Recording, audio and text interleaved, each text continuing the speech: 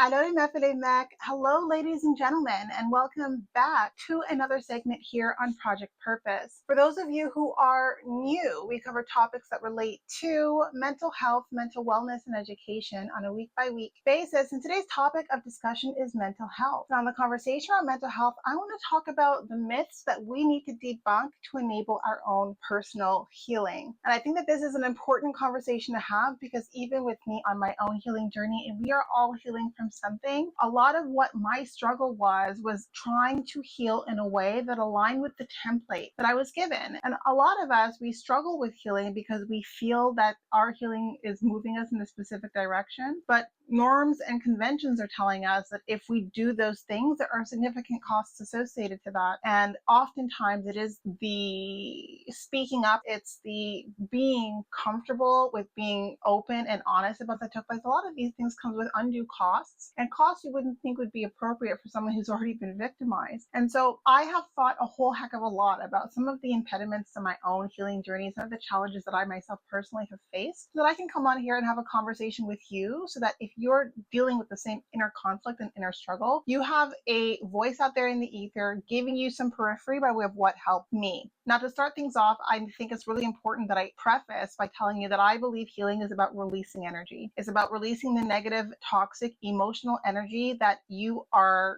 dealing with because of the actions, words, or intentions of other people. So I think that emotions in general are energy in motion. When you're feeling a lot of visceral, a lot of hard, a lot of sad or hurt emotions, if you're not releasing them, then it's going to be a really hard time to cope and manage them. And a lot of the times, what it is that we struggle with when it comes to communicating the trauma and the hurt that we have experienced is the fact that we've been silenced. And a lot of us are silenced before those injuries even happen. You see how the world reacts to people who speak up about the things that they've endured in the dark. And that in and of itself can be very daunting because you recognize that in speaking up, you're inviting the same sort of ostracism, you're inviting that kind of contempt. There's a lot of victim blaming that comes with people wanting to feel like they have control over those things not happening to them, and to enable themselves to that false belief, they want to hold you responsible for the things that have taken place to you. And I think one of the first things, if there is a first thing to preface, and I'm going to try to keep this video small because there's so many things that I've learned in my healing journey that I think it'd be so important to impart upon you so that we're not all struggling and grappling with the same conflicts, and some of us not arriving maybe to the same conclusions. But one is, if someone is unable to see your suffering and the things that you've endured because it gives them a sense of loss of control, then recognize that that's not a relationship you can hold on to. And I want to say can because it's so important for your healing journey that you feel validated, that you surround yourself with people who validate your experience. And if someone cannot bring themselves to validate your experience and to see you as a victim without justifying the actions of someone who has harmed you, then that person is not someone who I would include in my life as part of my healing journey, because they are going to make it very difficult for you. And it's not because they lack empathy. It's not because they're cold and callous. A lot of people are fearful, right? We are all very fearful of the things that we see and hear about what happens to other people. And sometimes how we self-soothe, how we regulate, how we cope with those big emotions is we tell ourselves, well, that person put themselves in that situation, or that person did this, something that I myself personally would never do, which caused that situation to take place. And so that's how they manage their own big emotions to be able to continue with their life feeling as though they're protected, they're safeguarded by these philosophies that make them feel as though they have more control than they actually do. And so someone who's operating from that paradigm is not going to be able to validate your story without dealing with the fear themselves that they themselves are avoiding. And so it's really not about you. It's really not about you, but they also cannot be there for you if they can't validate your experience and comfort you. And what you need, first and foremost, as you deal with the shock, disbelief, like the cycle of grief that you yourself are going through after having dealt with a traumatic event, is someone who can validate you, who can step out of that fear and see you, see your experience, and see that you need support and are able to show up for you in that sense. So in that sense, we always want to find ourselves aligned to people who have that strength, who have that ability to do so. And so that was a tidbit of wisdom that I received as I was struggling with my own doubt, with my own shock and disbelief, because it was very hard for me to push through the shock and disbelief when I didn't have people who could validate me, the people in my life who knew the individuals who were participating in some of the things that have traumatized me in the past. They're invalidating remarks and comments that were, now I see in hindsight, a byproduct of them responding to their own fears and apprehensions about a similar thing taking place to them. It kept me trapped in my suffering. And I think that we need to realize that your community will either help you break free from suffering from the things that have taken place to you, or they will trap you in your suffering. And if someone condemns you for being a victim of something that you had no control over, then that's someone trapping you in your suffering. If someone can sit with you in that pain, sit with you as you process those emotions, and validate your experience in a way that is adaptive and is healthy for you, that's how you help yourself move forward. Because again, emotions are energy in motion. When you have something that has hurt you and you're trying to heal from it, you can't heal from it if you're keeping it within you. And I think that's a lot of social conventions that we built that I think often has thick, like multiple layers of misogyny in it, because silence protects the people who are doing the harm in the dark, who have a public face and have a private face. And a lot of the women suffering in silence, a lot of people who are suffering in silence are people who unfortunately are subjugated to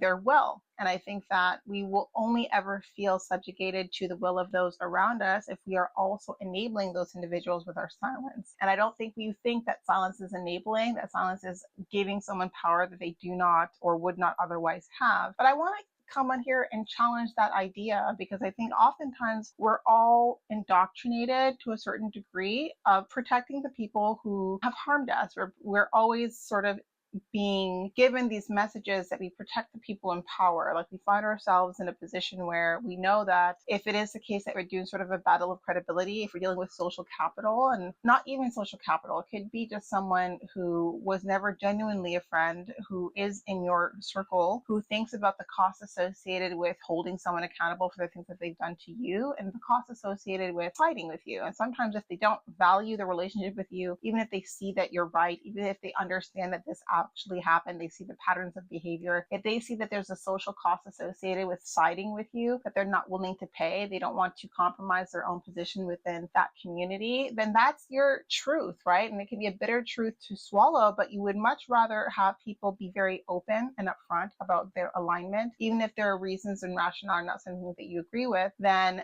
nurse a false pretense of friendship. I think that one of the things that calamity, chaos, trauma introduces is gives you a sense of the reality of things, right? Like, who's truly in your corner for the right reasons and who's there because they're reaping the benefits of having proximity to you. And that's really important to note. The last thing that I want to say is anyone who holds you in contempt for speaking on the violence that has taken place is someone who is not operating from a place where they can see you, see your pain, and see that the journey that you need to take involves being vocal and holding people accountable, having people take ownership for the things that they've done in the dark. And anyone who inadvertently protects people who are doing wrong things or who are doing terrible things or who have done terrible things and are in the process of getting away with it because you're silent about it, anyone who wants to maintain that person's ability to evade accountability cannot be your person, right? And I think that the only way that we really heal is if we align to our intuition and to the things that we know we need to do to enable our healing. And a lot of the times we're going to feel called to speak up about it, and it's not going to be,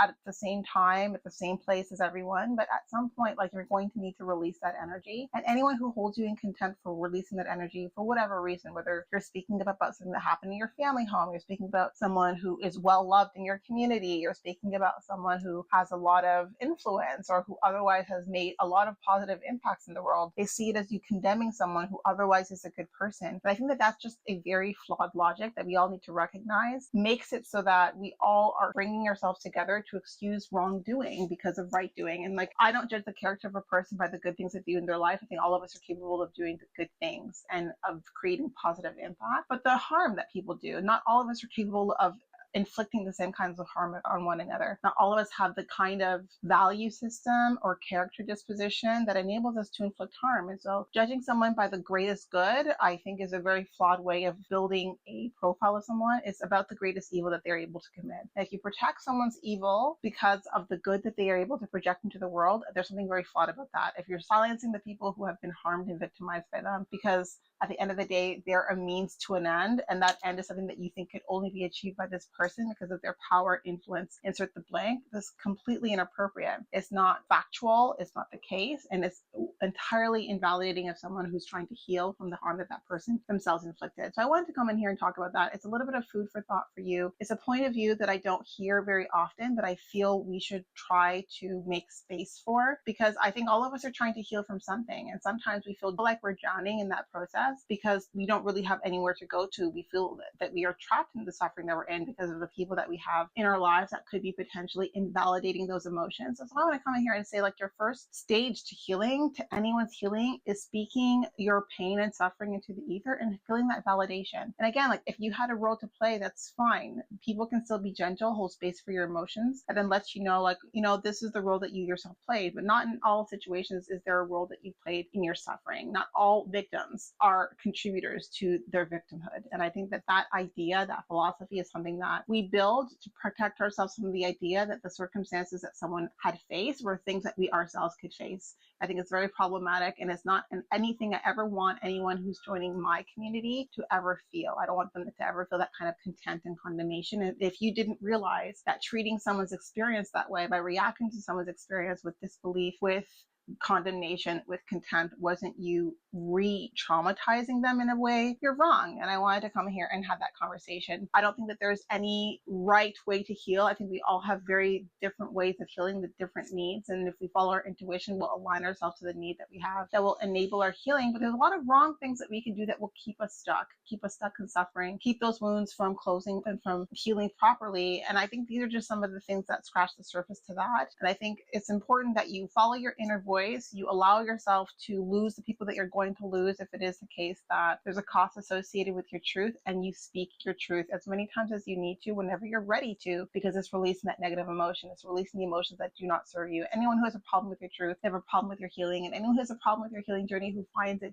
to their benefit to keep you suffering is not someone whose opinion you should put in high regard. In any case, that was what I wanted to come in here and talk about. It's some food for thought for you. If it is the case that you're looking to cultivate the self-mastery required to live a meaningful and fulfilling life, we do offer adult programs that give you those skill sets, that give you the skill sets to cultivate that inner mastery.